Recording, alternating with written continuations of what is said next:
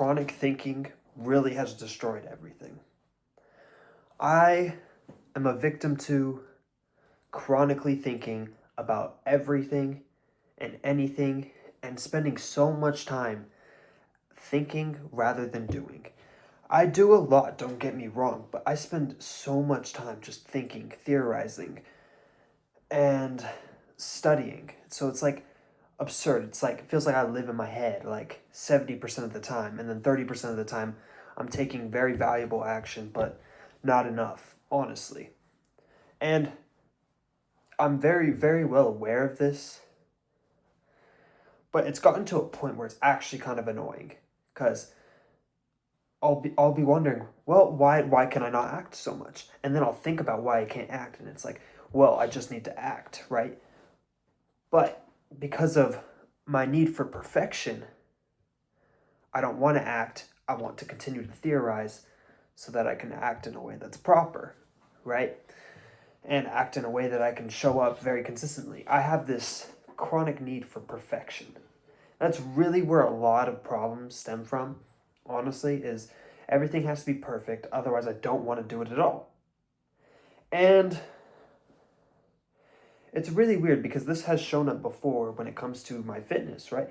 I'm a coach. I teach other people how to be fit, right? And I've been able to overcome perfection when it comes to fitness, but when it comes to like other aspects of like psychology and like kind of solidifying a worldview, that's when it's like way too much to solidify anything.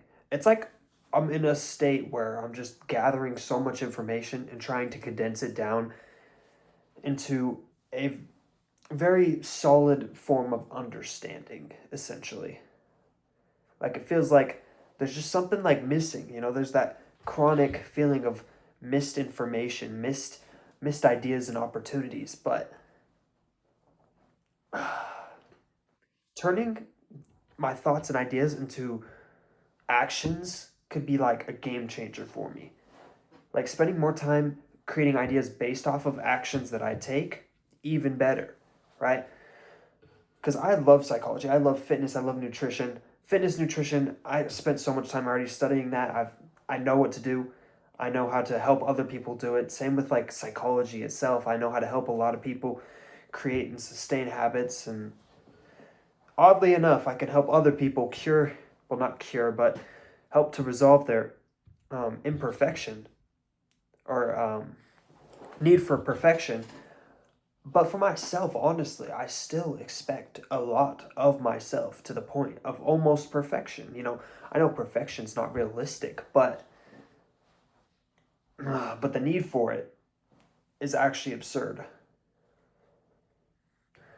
I honestly, I don't like doing as much as I like thinking and creating and theorizing. I'm a very very logical person, It's like I feel like a scientist at work, I'm creating, I'm testing, theorizing, and that's all great, but for the type of work that I do, it needs more action based, which is totally fine.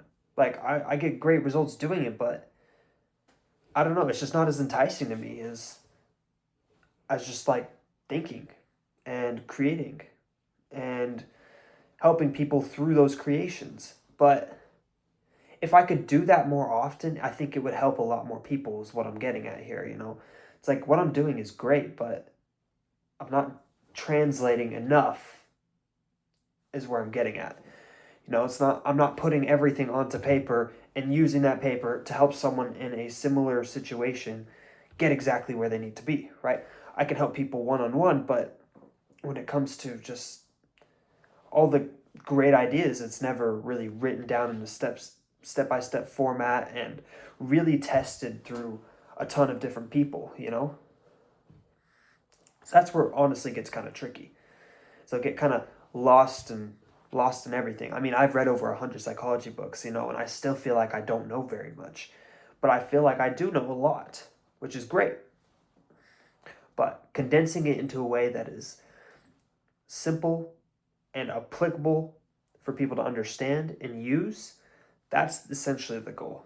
So that's probably honestly my biggest struggle, Everything in life has honestly come easy for me. You just study, work hard, and you pretty much get everything you want.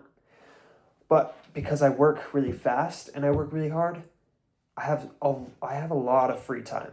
I'm a very quick thinker. Like, it's actually insane how quickly, if you give me a task that takes someone like 4 hours to do, I'll find a way to do it in one, and then maybe I'll spend the second hour making sure everything's great, looks good, and on point. Not perfect, but on point.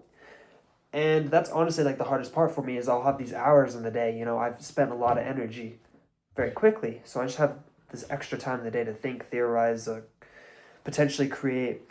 But I need to do the creation more often so that I can help more people. And that's the struggle. And honestly, the solution to everything is not thinking.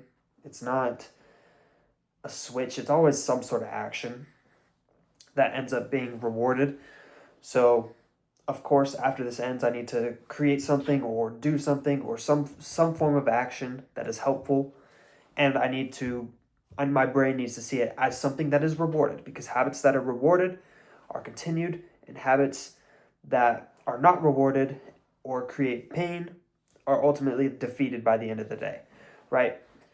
And it's not like habits are supposed to feel good all the time either. You still have to push through to a degree, but working on taking more action has been my main goal. Really putting forth every ounce of energy that I can actually give, which is why I like psychology so much, right? It's like I can give so much, but I could also give so much more. So it's like, how do I unlock a sustainable level of giving more?